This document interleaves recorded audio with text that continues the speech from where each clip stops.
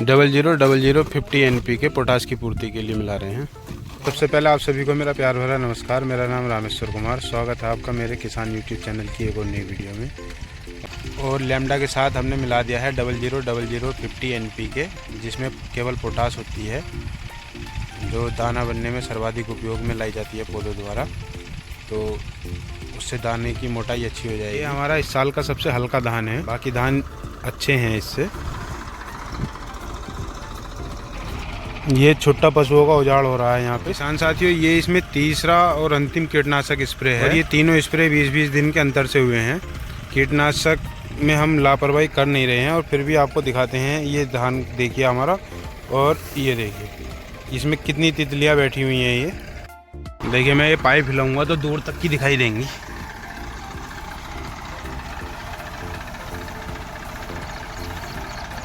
ये किसानों में एक कहावत बहुत प्रचलित होती है, खेती करे अनजान, जिसकी लग जा वही किसान। तो ऐसा कैसे संभव होता है, उसके बारे में जानकारी दूंगा आज। पहले इस धान के खेत को देखिए। इसमें हमने पानी सुखाया है पहले, और उसके बाद कीटनाशक स्प्रे कर रहे हैं। नमी इसमें पर्याप्त है। नमी में ही कोई दवाई असर करती है, ये तो निश्चित है, लेकिन पानी में नुकसान हो जाता है। वो जानकारी देता हूँ अभी थोड़ा टैंकर बढ़ाने के बाद। और ये दूसरे खेत में स्प्रे करने का काम शुरू किया है। किसान साथियों, किसी भी फसल में कीटनाशक का प्रयोग बखेरने में नहीं करना चाहिए, क्योंकि बखेरने में वो मिट्टी के अंदर चला जाता है, और जो मिट्टी में हमारे किसान मित्र होते हैं, सूक्ष्म पोषक तत्वों का निर्माण करने वाले सूक्ष्म जीव, तो उनकी संख्या में बहुत भारी गिरावट आती है, जिसके कारण प्राकृतिक रूप से सूक्ष्म पोषक तत्वों का जो निर्माण होता है वो रुक जाता है, और हमें फसल में अच्छा उत्पादन लेने के लिए अतिरिक्त फर्टिलाइज़र पर खर्च करना पड़ता है। तो इसलिए कोई भी कीटनाशक का प्रयोग बखेरने में कभी नहीं करना चाहिए। दूसरा, उस स्थिति में स्प्रे नहीं करना चाहिए जब हमारा खेत में पानी, क्योंकि कीटनाशक दवा पानी के साथ मिलकर भी ज़मीन में जाती है, फिर वही प्रक्रिया होती है, सूक्ष्म पोषक तत्व मर जाते हैं।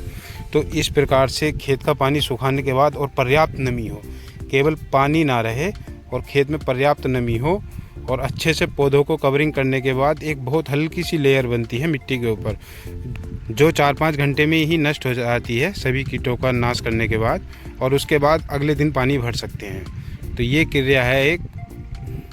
फर्टिलाइज़र पर भी खर्च बचेगा इससे। जो किसान भाई कहते हैं कि हमें खेती में अधिक लागत लगानी पड़ रही है, उस हिसाब से हमें प्रोडक्शन नहीं मिल पा रहा है, तो वो इस बात पर ध्यान दें कि कोई भी कीटनाशक बखेरने में प्रयोग ना करें।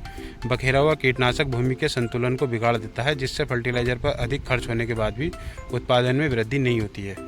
जहाँ तक संभव हो हर्बिसाइड का स्प्रे भी नहीं करना चाहिए खेतों में। ये भूमि को बंजर जैसी स्थिति में ला देता है। वैसा भी खरपतवार नाशक स्प्रे पौधों में नुकसान जब भी करता है जब उसका डबल कोट किया जाता है, यानी कि एक बार खेत में स्प्रे होने के बाद दवाई कम ज़्यादा हो जाती है तो किसान उसको दोबारा से कर देता है। वो फसलों में डायरेक्ट नुकसान पहुँचाता है।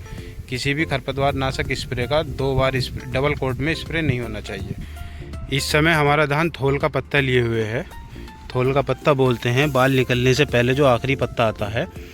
इसको किसी किसी क्षेत्र में झंडा पत्ती भी बोलते हैं, क्योंकि ये लास्ट पत्ती होती है और यहाँ से बाद में इसमें बाल निकल जाएगी। ये स्प्रे इसलिए भी ज़रूरी है कि बहुत से धान के खेतों में सफ़ेद बाल निकलती है, तो उसकी रोकथाम हो जाती है। क्योंकि इस समय अगर बाल कट जाएगी तो निकलेगी तो ज़रूर, लेकिन वो सफ़ेद निकलेगी, उसकी जड़ से वो कटी हुई होगी, उसमें दाना नहीं लगेगा। तो एक तो ये उसको रोक लेगा। दूसरा, इसमें जो पाई जैसा पंछी उड़ रहा है, तितली वो बोलते हैं, कहीं कहीं पे उसको पाई बोलते हैं, तो उसको ये चिड़चिड़ाहट है इसमें, उसको ऊपरी सतह की लेयर तोड़कर नष्ट हो जाएगी। वो उसका सुरक्षा कवच होता है तितली का, तो वो मर जाएगी। फिर और एक दूसरा निकलता है लाल बाल। तो लाल बाल निकलती है, जैसे कि ये थोल का पत्ता है, अगर इसमें पानी चला जाए बरसात का, तो वो पानी यहाँ पे इसके गर्भ में रुक जाएगा, और धूप के कारण वो टेम्परेचर लेगा, तो उससे बाल बेकार हो जाएगी, फिर वो लाल बाल निकलेगी। उसका कोई इलाज होता नहीं है, बस उसका ये इलाज है कि इस समय इस पर बारिश ना पड़े जब तक ये गर्भ लिए हुए है। और वो सारे धान में एक साथ होता भी नहीं है, कोई धान मोटा है, कोई पतला है, कोई ब्यात पर है, तो पूरे खेत में लाल बाल नहीं निकलती हैं। अगर किसी ऐसे में बारिश लंबे समय तक पड़ती है, 15 दिन तक मान लीजिए इस समय लगातार बारिश हो जाए, तो खेत में भारी नुकसान होने की संभावना है। 1-2 दिन की बारिश से कुछ नहीं होता। और वो मैं आपको दिखाता हूँ वो किस स्थिति में होगा। ऐसा कोई पौधा अभी खेत में दिखाई नहीं दे रहा, मैं बारीकी से ढूंढता हूँ। इस प्रकार की जब स्थिति होती है तो अगर आज की तारीख में इसमें वर्षा पड़ जाए तो यहाँ से नीचे पानी रुक जाएगा नीचे, तो ये बाल लाल हो जाएगी। और इससे पहले जब इसका मुंह खुला था, जब इसका मान लीजिए गर्भाशय खुला था और उस समय बारिश होती तो इसमें ऊपर के दाने भी लाल होते।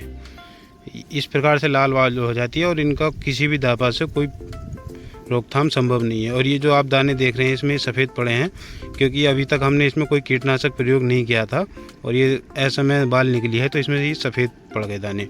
अब के बाद जितने भी दाने इसमें निकलेंगे वो सफ़ेद नहीं होंगे। और ये मुश्किल से एक बाल खेत में ढूंढने से मिली है, तो इसलिए स्प्रे बिल्कुल समय से हो। दाना बनने के लिए सर्वाधिक पोटाश तत्व की ज़रूरत होती है। हमने इसमें NPK 000050 जो आता है वो मिला दिया है, जिससे पोटाश की कमी ना हो पौधे में। और पौधे का ऐसा नहीं है कि ये हम स्प्रे करेंगे तभी पूर्ति होगी इसकी। जिन खेतों में पोटाश की कमी नहीं होती है उनमें कोई आवश्यकता नहीं होती, लेकिन वो जांच से पता चलता है। और पौधे में किसी भी भाग में अगर पोटाश होती है तो वो ट्रांसफ़र होकर बालियाँ बनने के समय बालियों में पहुंच जाती है। ये इस प्रकार का पत्ता लपेट भी है, इसको भी नियंत्रण कर लेगी ये दवाई। इस समय स्प्रे करने की सावधानी ये है, सीधी प्रेशर की धार धान के पौधों पर नहीं मारनी होती, ऊपर रखनी होती है। दवाई अपने आप उड़कर नीचे चली जाती है। अगर सीधी पौधों पर धार लगेगी तो गर्भाशय बेकार हो जाएगा, जिससे धान की बालियाँ सफ़ेद निकलने के चांस ज़्यादा होते हैं।